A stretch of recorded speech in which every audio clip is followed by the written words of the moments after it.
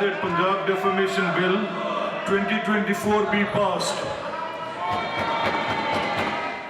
Opposition के शोर शराबे और सहाफ़ती तंजीमों के तहफ़्फ़ुज़ात के बावजूद पंजाब असम्बली से हत्के इज़्ज़त बिल 2024 मंजूर कर लिया गया। अपोजिशन ने बिल को काला कानून करार देते हुए मुस्तरद कर दिया और बिल की कापियां फाड़ दी। सहाफ़ियों ने भी बतौर एहतजाज इजलास की कार्रवाई का बाइकाट करते हुए प्रेस गैलरी से वॉकआउट किया।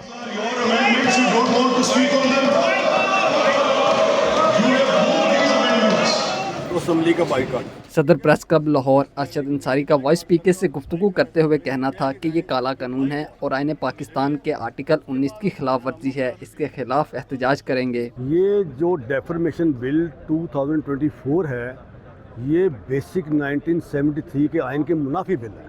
इसमें कोई ऐसी शक नहीं है जो आयन के आर्टिकल 19 की खुल्लम खुल्ला खिलाफ वर्जी है। हम ये समझते हैं, देखें, हमने आज एक कॉल दी थी एहतजाज की कि हम एहतजाज करेंगे। उसमें तमाम जो है सहाफ़ती तंजीमें मौजूद हैं। उसमें APNS है, उसमें CPN नहीं है, उसमें PBA है, उसमें अमेंड है, उसमें PFUJs हैं, उसमें UJs हैं। तो ये फैसला हुआ था कि हमने आज एहतजाज करना है। इन्होंने कहा कि आप एहतजाज करें, बात कर लें, तो अच्छी बात है, टेबल पे बात करनी चाहिए।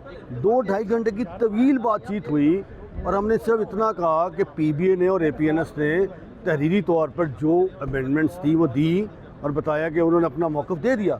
अब रहेगी अमेंड, अब रहेगी CPN और PFUJ। हम भी दे देते हैं, हमें टाइम दे दें, मौखर कर दें। हमने अपना एहतजाज मौखर किया, आप भी मौखर कर दें।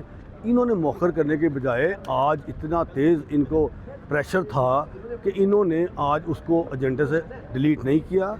पंजाब असम्बली में एजेंडा आज इजलास था, ये सिर्फ डेफर्मेशन बिल को मंजूर करने के लिए किया गया था। देखें, जो पिछला डेफर्मेशन का 2002 वाला कानून था, आईनी अमूर के माहिर वकील अंश मशहूद का बिल के खतोखाल बयान करते हुए कहना था कि इस कानून के तहत हर्जाने की रकम काफ़ी रखी गई है।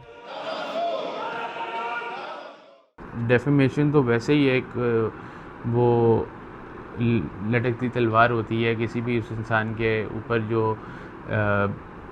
इंफॉर्मेशन स्प्रेड कर रहे हैं।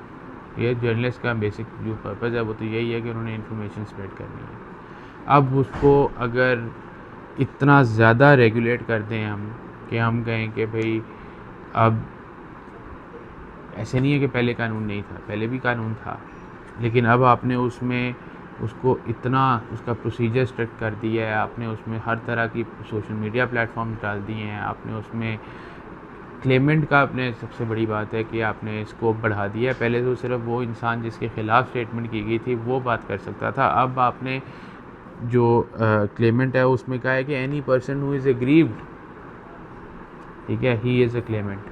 तो इसका मतलब है कि अब सिर्फ और सिर्फ जिसके ख़िलाफ़ बात हुई है वो नहीं, बल्कि कोई और बंदा भी उसमें क्लेम ला सकता है। और बंदा वो जाहिर है उसमें उसको साबित करना पड़ेगा कि मैं डायरेक्टली एग्रीव हुआ हूँ इससे, लेकिन उसको भी वो भी क्लेम ला सकता है। Secretary press gallery Punjab assembly Hasan Ahmed का कहना था कि बिल में फेक न्यूज़, डिसइंफॉर्मेशन समेत दीगर कई शिकें मुतनाज़ा हैं। सहाफ़ती कम्यूनिटी को जो इसके ऊपर बेसिक एतराज़ है वो मैं आपको अर्ज़ करूँ। एक तो इसके ऊपर जो उन्होंने डेफिनेशन जर्नलिस्ट की वो प्रॉपर तरह से नहीं की।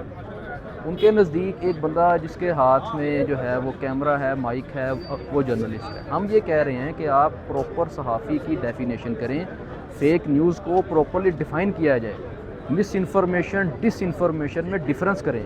उसके बाद आप हमारे साथ बैठें, ये आप PFUJ को इन्वॉल्व करें, यूनियन को इन्वॉल्व करें, प्रेस क्लब को इन्वॉल्व करें, वो आपको बताएंगे कि सहाफ़ी की डेफिनेशन क्या है। हत्के इज़्ज़त बिल का इतलाक़ इलेक्ट्रॉनिक, प्रिंट और सोशल मीडिया पर लागू होगा। बिल के तहत गलत खबर या किरदार कशी पर इस कानून के तहत दरख्वास्त दायर की जा सकेगी। केस सुनने के लिए ट्रिब्यूनल्स कायम किए जाएंगे जो 180 दिनों में फैसले के पाबंद होंगे। आईनी ओहदों पर तैनात शख्सियात के केसेस हाई कोर्ट के बेंच के पास सुने जाएंगे और सदा के तौर पर 30 लाख रुपए हर्जाने तक की पेनल्टी की जाएगी। एतजाज़ इब्राहिम, voicepk.net, लाहौर। आपकी खबर, आपकी आवाज़, voicepk.net।